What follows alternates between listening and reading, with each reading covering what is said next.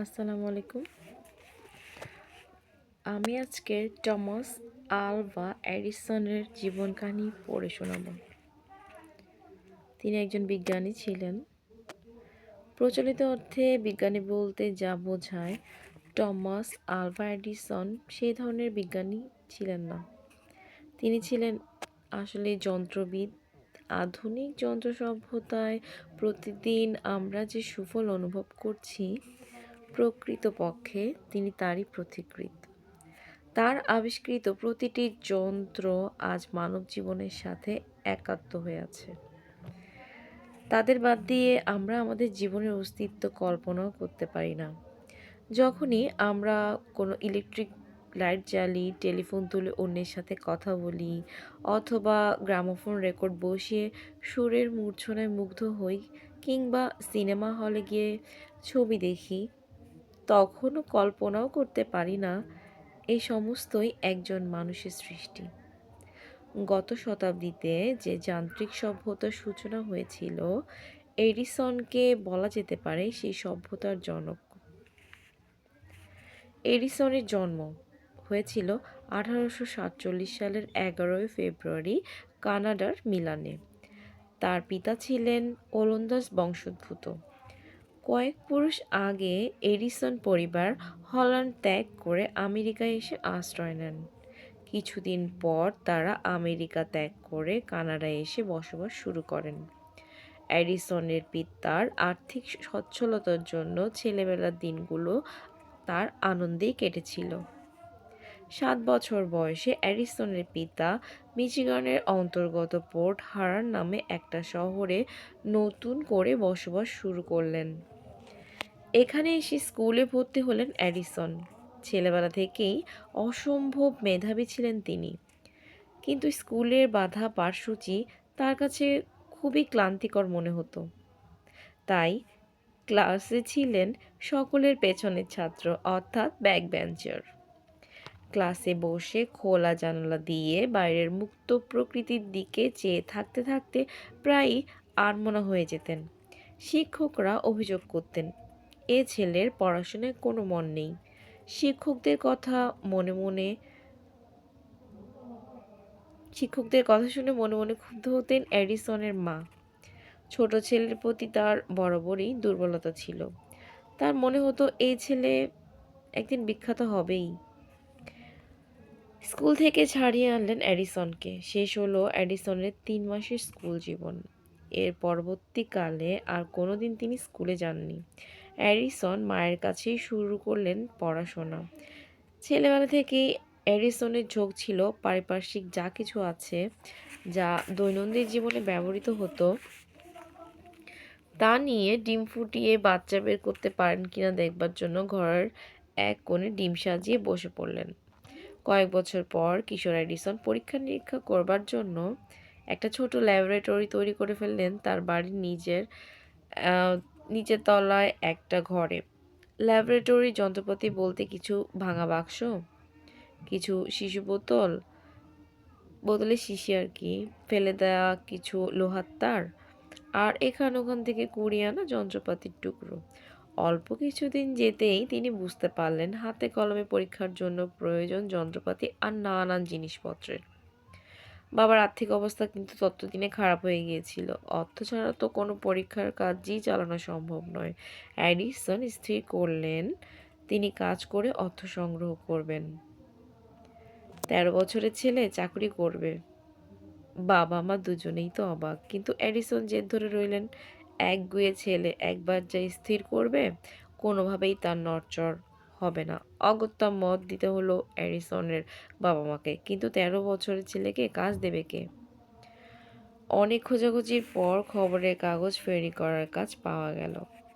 ট্রেনে port হুরন station থেকে Detroit স্টেশনের মধ্যে যাত্রীদের কাছে খবরের কাগজ বিক্রি করতে হবে।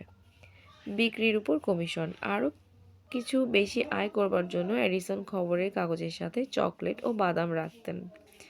কয়েক মাসের মধ্যেই বেশ কিছু অর্থ সংগ্রহ করে ফেললেন এডিসন।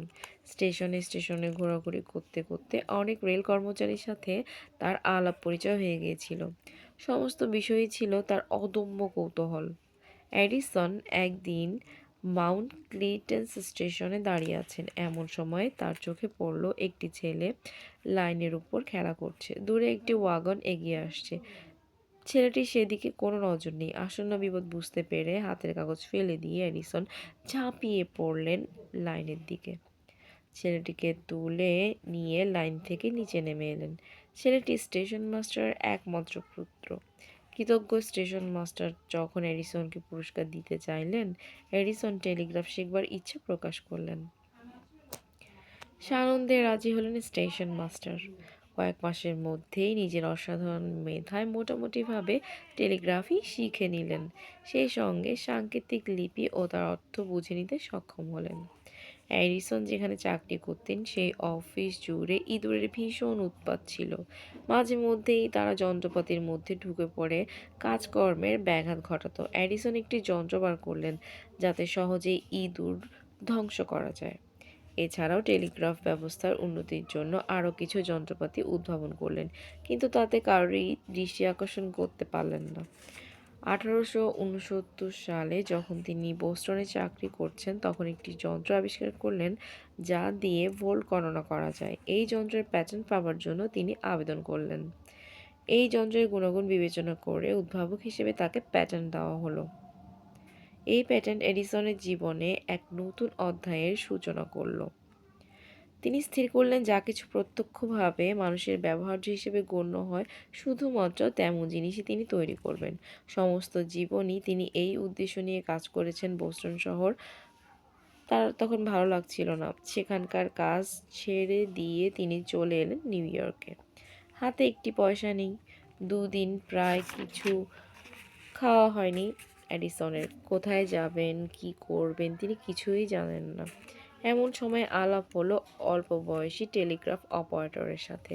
সে এডিসনকে $1 ধার দিল। গোল্ড ইন্ডিকেটর কোম্পানি ব্যাটারি ঘরে থাকার ব্যবস্থাও করে দিল। দুদিন সেখানে কেটে গেল। তৃতীয় দিন এডিসনের নজর পড়ল অফিসের ট্রান্সমিটারটি খারাপ হয়ে গিয়েছে। অফিসের ম্যানেজার কর্মচারীরা বহু চেষ্টা করেও যন্ত্রটি ঠিক করতে পারছিল না। কিছুক্ষণ লক্ষ্য করতেই যন্ত্রটির খারাপ হওয়ার কারণ বুঝতে অসুবিধা হলো না এডিসনের। ম্যানেজারের অনুমতি নিয়ে অল্পক্ষণের মধ্যে তিনি ট্রান্সমিটারটি ঠিক করে দিলেন। ম্যানেজার খুশি হয়ে তখনই তাকে কারখানার ফোরম্যান হিসেবে চাকরি দিলেন। তার মাইনে ঠিক হলো $300। কিছুদিনের মধ্যেই নিজের যোগ্যতায় ম্যানেজার পদে উন্নীত হলেন। ম্যানেজার হিসেবে যে অর্থ পেতেন এডিসন তা দিয়ে নিজের প্রয়োজনীয় নানান যন্ত্রপাতি কিনে গবেষণার কাজ করতেন। গোল্ড ইন্ডিকেটর কোম্পানি টেলিগ্রাফের জন্য এক ধরনের যন্ত্র তৈরি করত যার ফিতের উপর সংবাদ লেখা হতো। এডিসনের মনে হতো বর্তমান ব্যবস্থার চেয়ে আরও অনেক ধরনের যন্ত্র তৈরি করা সম্ভব, কিন্তু তার জন্য প্রয়োজন নিরবিচ্ছিন্ন পরীক্ষা নিরীক্ষার। চাকরিতে ইস্তফা দিলেন এডিসন। কয়েক মাস নিরলস পরিশ্রমের পর উদ্ভাবন করলেন এক নতুন যন্ত্র, বা আগের চেয়ে সেটি অনেক উন্নত আর উৎপাদন ব্যয়ও কম। এডিসন যন্ত্রটি নিয়ে গেলেন গোল্ড ইন্ডিকেটর কোম্পানি মালিকের কাছে। যন্ত্রটি পরীক্ষা করে খুশি হলেন কোম্পানির মালিক। এডিসনকে জিজ্ঞাসা করলেন কত দামে সে যন্ত্রটি বিক্রি করতে চায়। এডিসন দ্বিধাগ্রস্তভাবে বললেন, যদি $5,000 দাম বেশি বলে মনে হয়, আবার 3,000 খুব কম হয়, তবে কোম্পানি স্থির করুক তারা কী দামে যন্ত্রটি তার কাছ থেকে কিনবে। কোম্পানির মালিক এডিসনকে $40,000 দিয়ে বললেন, আশা করি আমরা আপনাকে সন্তুষ্ট করতে পেরেছি। বিস্ময়ে হতবাক হয়ে গেলেন এডিসন। এই অর্থ এডিসনের জীবনে এক পরিবর্তন নিয়ে এলো। এতদিন তিনি অন্যের অধীনস্থ হয়ে কাজ করতেন, সেখানে নতুন কিছু উদ্ভাবন করবার জন্য স্বাধীনভাবে কাজ করার কোনো সুযোগ ছিল না।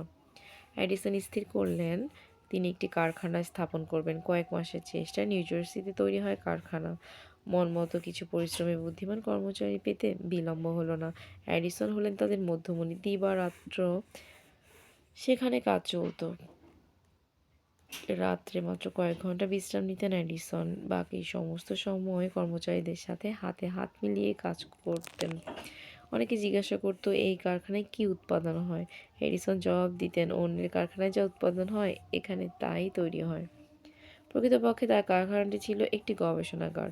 কয়েক বছরের মধ্যেই তিনি প্রায় 100টির বেশি নতুন জিনিস উদ্ভাবন করে তার প্যাটেন্ট নিলেন। এই সমস্ত প্যাটেন্ট বিক্রি করে হাতে অর্থ আসতে আরম্ভ করলো। ইতিমধ্যে বিবাহ করেছেন এডিসন। তার স্ত্রীর নাম মেরি স্টিল ওয়েল। মেরি এডিসনের কারখানায় তার সহকর্মী হিসেবে কাজ করতেন। মেরি ছিলেন দক্ষ, যেমনি দক্ষ তেমনি বুদ্ধিমতী। একদিন ঘরের মধ্যে কাজ করছিলেন এডিসন আর মেরি। সামনে বিশাল কাঠের টেবিল, দুজন টেবিলের দুপ্রান্তে দাঁড়িয়েছিলেন। হঠাৎ এডিসন মেরির দিকে তাকিয়ে পকেট থেকে একটি মুদ্রা বার করলেন। তারপর টেলিগ্রাফ পাঠাবার জন্য যে সাংকেতিক ধ্বনি ব্যবহার করা হয়, মোর্স কোড, টেবিল মুদ্রা দিয়ে আঘাত করে সেই সাংকেতিক ধ্বনিতে বললেন, মেরি। মেরিও সাংকেতিক লিপি জানতেন। তিনি জিজ্ঞাসা করলেন, আপনি কি আমাকে কিছু জিজ্ঞাসা করছেন? এডিসন টেবিলের উপর মুদ্রার ধ্বনি তুলে বললেন, তুমি কি আমাকে বিবাহ করিতে চাও? মেরি মুখ লজ্জায় আভায় রাঙা হয়ে উঠল। কিছুক্ষণ চুপ করে দাঁড়িয়ে থেকে সাংকেতিক বার্তায় বললেন, আপনাকে পেলে আমি সুখী হব। অল্প কয়েকদিন পরেই দুজনে বিবাহ বন্ধনে আবদ্ধ হলেন। মেরি শুধু এডিসনের স্ত্রী ছিলেন না, ছিলেন তার যোগ্য সহধর্মিণী। এডিসনের সাফল্যের পেছনে তার ভূমিকাও কম নয়। 1884 সালে মেরির মৃত্যু হয়। তখন তিনি 3 সন্তানের জননী। মেরির মৃত্যুর 2 বছর পর এডিসন মিনা মিলারকে বিবাহ করেন। কিন্তু জীবনের এই পূর্বে তার সৃজনী শক্তি আশ্চর্যজনকভাবে হ্রাস পেয়েছিল। নিজের কারখানায় কাজ করতে করতে পুনরায় আকৃষ্ট হলেন টেলিগ্রাফের দিকে। অল্প দিনেই তৈরি হলো ডুপ্লেক্স টেলিগ্রাফ পদ্ধতি। এর সাহায্যে দুটি বার্তা একই সাথে একই তারের মধ্য দিয়ে এই দুই দিকে পাঠানো সম্ভব। এরপরে একই সময়ে এই তারের মধ্য দিয়ে একাধিক বার্তা প্রেরণ করতে সক্ষম হলেন। এই পদ্ধতির সাহায্যে টেলিগ্রাফ ব্যবস্থা শুধু যে অসাধারণ উন্নতি করতে সক্ষম হলেন তাই নয়, খরচও কয়েক গুণ হ্রাস পেল। এডিসন কয়েক মাসের চেষ্টায় তৈরি করলেন কার্বন ট্রান্সমিটার।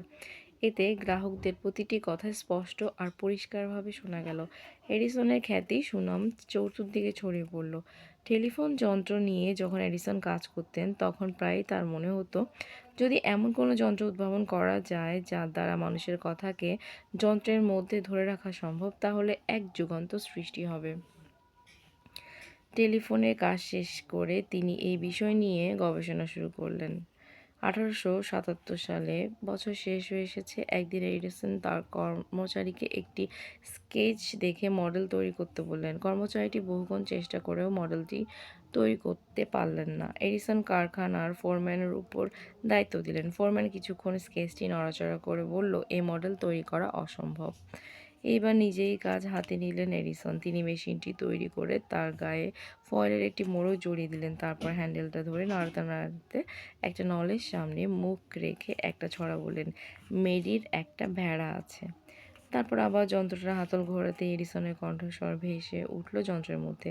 যদিও অস্পষ্ট, কিন্তু মনে মনে উল্লসিত হয়ে উঠলেন এডিসন। কয়েকদিন চেষ্টার পর যন্ত্রটির নতুন রূপ দিলেন এডিসন। তারপর হাতে ধরা পড়ল এডিসনের কথা, মেরির কবিতা। সৃষ্টি হলো ফোনোগ্রাফ, যা আধুনিক কালের গ্রামোফোন রেকর্ড। তখন এডিসনের বয়স মাত্র 30 বছর। সমস্ত মানুষ বিস্ময়ে হতবাক। চতুর্দিকে তার নাম ছড়িয়ে পড়ল, মেনলো পার্কের জাদুকর। শুধু মানুষের মুখে নয়, বিভিন্ন পত্রিকায়ও এই নামে তাকে ডাকা হতো। একবার এক পত্রিকায় তার সম্বন্ধে একটি প্রবন্ধে বলা হয়েছিল, এক মহান বিজ্ঞানী হচ্ছেন এডিসন প্রবন্ধটি পড়ে বললেন, আমি বিজ্ঞানী নই। তাকে বলা হয়েছিল মহান বিজ্ঞানী। এখন যখন এডিসন প্রবন্ধটি পড়েছিলেন তখন এডিসন বললেন, আমি বিজ্ঞানী নই, আমি একজন উদ্ভাবক। বিজ্ঞানী হচ্ছেন মাইকেল ফ্যারাডে। তিনি অর্থের জন্য কাজ করেন না, কিন্তু আমি করি। প্রতিটি কাজকেই বিচার করি তার অর্থমূল্য দিয়ে। যে কাজে উপযুক্ত অর্থ পাবার সম্ভাবনা নেই সেই কাজে এডিসন আগ্রহ প্রকাশ করেন না। প্রকৃতপক্ষে অর্থ নিয়ে নিজের উদ্ভাবিত যন্ত্র বিক্রি করলেও যখন তিনি নিজের গবেষণাগারে কিংবা কারখানায় কাজ করতেন তখন তিনি বিজ্ঞানীর মতোই নিজের সাধনায় নিমগ্ন থাকতেন। তার সাধনার বিষয় ছিল যেমন বহু বিচিত্র, তেমনি চমৎকার। একবার হেনরি ফোর্ড ও টমাস আলভা এডিসন একটি অনুষ্ঠানে গিয়েছেন। সেখানে বিশিষ্ট অতিথিদের জন্য খাতা ছিল। তাতে প্রত্যেকের জন্য 3টে লাইন লেখা ছিল। প্রথম, বাড়ির ঠিকানা; দ্বিতীয়, পেশা; তৃতীয়, কোন বিষয়ে আগ্রহ আছে। এডিসন প্রথম 2টি লাইন শেষ করে তৃতীয় লাইনে লিখলেন, সর্ববিষয়ে। এতদিন মানুষের শ্রবণযন্ত্র নিয়ে ছিল তার কাজ করবার আগ্রহ, এইবার মনে হলো ইলেকট্রিক কারেন্টকে কাজে লাগিয়ে আলো জ্বালাবেন। তখন অবশ্য এক ধরনের বৈদ্যুতিক আলো ছিল, কিন্তু তা ব্যবহারের উপযোগী ছিল না। এডিসনের মনে হলো ইলেকট্রিক কারেন্টকে বিভক্ত করা প্রয়োজন, কারণ তা না হলে একই লাইনে একাধিক আলো জ্বালানো সম্ভব নয়। বিজ্ঞানীরা এডিসনের অভিমতকে অসম্ভব বলে বাতিল করে দিল। হতাশ মনে ল্যাবরেটরিতে ফিরে গেল এডিসন। নতুন ফিলামেন্ট তৈরি করে আবার কাজ চলল কাঁচ কারখানায়। কপাল মন্দ, এইবার এক স্বর্ণকারের হাতে স্ক্রুড্রাইভার পড়ে ভেঙে টুকরো হয়ে গেল। আবার ফিরে গেল। রাত হবার আগেই নতুন একটা কার্বন নিয়ে এসে বাল্বের মধ্যে ঢোকালো। বাল্বের মুখ বন্ধ করা হলো, তারপর কারেন্ট দেওয়া হলো। মুহূর্তে চোখের সামনে জ্বলে উঠল বৈদ্যুতিক বাতি। প্রথম বৈদ্যুতিক বাতিটি প্রায় ৪০ ঘন্টা জ্বলেছিল। দিনটি ছিল ২১শে অক্টোবর ১৮৭৯ সাল। এডিসন সেদিন কল্পনাও করতে পারেননি তার সৃষ্ট আলো একদিন পৃথিবীর সমস্ত গৃহের অন্ধকার দূর করবে। প্রথমে তিনি শুধুমাত্র বাল্বের উপর পরীক্ষা-নিরীক্ষা করেছিলেন। তারপর প্রয়োজন দেখা দিল সমগ্র বিদ্যুৎ সরবরাহ ব্যবস্থার উন্নতি সাধনা করা। এডিসন নতুন এক ধরনের ডায়নামো তৈরি করলেন। বিদ্যুৎ সরবরাহ ব্যবস্থা, জেনারেটর থেকে শুরু করে ল্যাম্প তৈরি করা পর্যন্ত তাকে জ্বালানোর উপায় বার করা সমস্তই তার উদ্ভাবন। যখন নিউ ইয়র্কে প্রথম বিদ্যুৎ সরবরাহ কেন্দ্র গড়ে উঠল, এডিসন ছিলেন একাধারে তার সুপারিনটেনডেন্ট, তার ফোরম্যান, এমনকি তার মজদুর। এত কাজের বোঝা নিজের কাঁধে তুলে নিয়েও কখনো বিব্রত বোধ করতেন না এডিসন। আসলে দিনরাতের প্রতিটি মুহূর্তকে তিনি কাজে লাগাতে চাইতেন। অকারণ বিশ্রাম, হাসি, আমোদ সময় কাটাতে চাইতেন না। একদিন একটি নিমন্ত্রিত বাড়িতে গিয়েছেন তিনি। গৃহকর্তা বিশেষ কাজের বাইরে গিয়েছিলেন। লোকজনের ভিড়ে কিছুক্ষণ অপেক্ষা করে ক্লান্ত হয়ে পড়লেন এডিসন। আর অপেক্ষা না করে ফিরে যাওয়ার জন্য বাইরের দরজার সামনে আসতেই গৃহকর্তার সাথে সাক্ষাৎ হলো। এডিসনকে দেখা মাত্রই তিনি বললেন, আপনি এসেছেন দেখে আমার খুব আনন্দ হচ্ছে। এখন আপনি কি নিয়ে কাজ করছেন? এডিসন সাথে সাথে বলল, কি করে আমি বার হতে পারি তাই নিয়ে। ১৮৪৭ সালে এডিসন তার বিখ্যাত মেনলো পার্ক ছেড়ে ওয়েস্ট অরেঞ্জে এলেন। এই সময় তিনি শব্দের গতির মতো কিভাবে ছবির গতি আনা যায় তাই নিয়ে ভাবনা চিন্তা করছিলেন। মাত্র ২ বছরের মধ্যে তিনি উদ্ভাবন করলেন কিনেটোগ্রাফ, জাগতিশীল ছবি তোলবার জন্য প্রথম ক্যামেরা। যখন আমেরিকাতে বাণিজ্যিকভাবে ছায়াছবি নির্মাণের কাজ শুরু করার চিন্তাভাবনা চলছিল, তখন সিনেমার প্রয়োজনে সবকিছুই উদ্ভাবন করে ফেলেছেন এডিসন। প্রথম অবস্থায় সিনেমা ছিল নির্বাক। ১৯২২ সালে এডিসন আবিষ্কার করলেন কিনেটোফোন, যা সংযুক্ত করা হলো সিনেমার ক্যামেরার সাথে।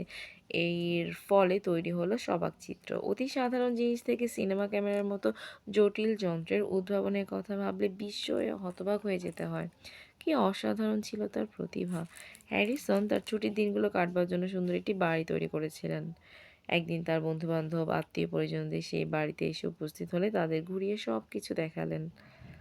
বাড়ির বিভিন্ন কাজের সুবিধার জন্য যেসব যন্ত্রপাতি উদ্ভাবন করেছিলেন তাও দেখাতে ভুললেন না। সকলেই মুগ্ধ। শুধু একজন অতিথি বললেন, আপনার বাড়ির সব কিছুই ভালো, শুধু বাড়িতে ঢোকবার গেটটা ভীষণ শক্ত, জোরে চাপ দিয়ে খুলতে হয়। এডিসন হাসতে হাসতে বললেন, তোমরা যখন চাপ দিয়ে দরজা খুলছো তখন ৮ গ্যালন জল পাম্পে করে আমার বাড়ির ছাদে ট্যাঙ্ক ভর্তি হচ্ছে।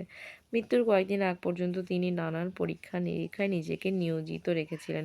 প্রতিভায় বিশ্বাস করতেন না।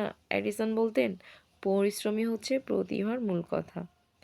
এই মহান কর্মবীর মানুষটির মৃত্যু হয় ১৯৩১ সালের ১৮ অক্টোবর। তার মৃত্যুর পর নিউ ইয়র্ক পত্রিকায় লেখা হয়, মানুষের ইতিহাসে এডিসনের মাথার দাম সবচেয়ে বেশি, কারণ এমন সৃজনী শক্তি অন্য কোনো মানুষের মধ্যে দেখা যায়নি। এডিসন আসলে পরিশ্রমী ছিলেন এবং তিনি সময় নষ্ট করতেন না এবং সবসময় লেগে থাকতেন, গবেষণা করতেন। এই কারণে আজকে আলোর মধ্যে বসে থাকতে পারছি আমরা, আলো পাচ্ছি, টিভি দেখতে পাচ্ছি। এই যে আমাকে মশা কামড় দিচ্ছে এখন। যাই হোক, এডিসনের গল্পটি কেমন লাগলো কমেন্ট সেকশনে কমেন্ট করতে ভুলবেন না।